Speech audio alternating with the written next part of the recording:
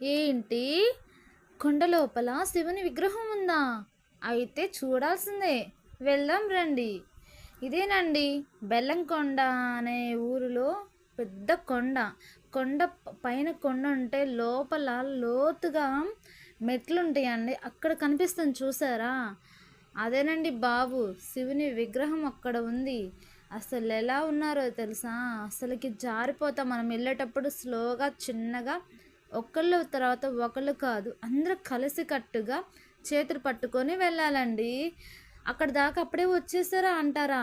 లేదండి బాబు, కనీసం ఎంత నడుచుకుంటూ వచ్చినా మినిమం దేవుడి దగ్గరికి రావాలంటే చాలా టైమే పట్టేస్తుంది. లోపల మొత్తం చీకటి ప్రదేశం అండి. లైట్లు ఉంటాయి కానీ అస్సలకి కనిపించదు. అక్కడ మాత్రమే, గుడి దగ్గర మాత్రమే లోపల ఉంటాయి. చూడండి అక్కడ లోయ ఉంది కదా, అక్కడ మనుషులు వెళ్తున్నారు కదా, అక్కడ కోనేరు ఉందండి. శివుడి దగ్గరికి రావాలంటే ఫస్ట్ కోనేరులో స్నానం చేసి రావాలి. ఫస్ట్ మనకి తగిలేది ఈ శివలింగం. ఇక్కడికి వచ్చి దండం పెట్టుకొని కోరికలు కోరుకొని స్టార్టింగ్ ఇక్కడ నుంచి మనము శివుని దగ్గరికి వెళ్ళాలన్నమాట. ఇక్కడ ఉన్నది చిన్న శివలింగం, అక్కడ పెద్ద శివలింగం ఉంది. ఇక్కడ దండం పెట్టుకొని ఇక్కడ వెళ్ళాలన్నమాట. వెళ్ళేటప్పుడు చూడండి అందరూ రాయి మీద రాయి పెడుతున్నారు. ఏంటనుకుంటున్నారా? మన కోరికలు నెరవేరాలంటే అక్కడ అలా పెడతారండి బాబు. అలా పెడితే నెరవేరుతాయని గట్టి నమ్మకం ఉంది.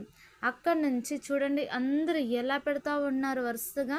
ఇక్కడ జాగ్రత్తగా చిన్నగా వెళ్ళాలండి, ఎందుకంటే అప్పుడే స్నానం చేసి ఉంటారు కదా, అందుకని స్లోగా వెళ్ళాలి.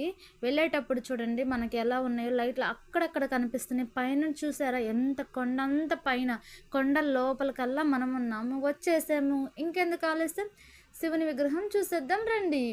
చూడండి ఎలా ఉందో, అసలు ప్లేస్ ఎంత బాగుందో చూడండి.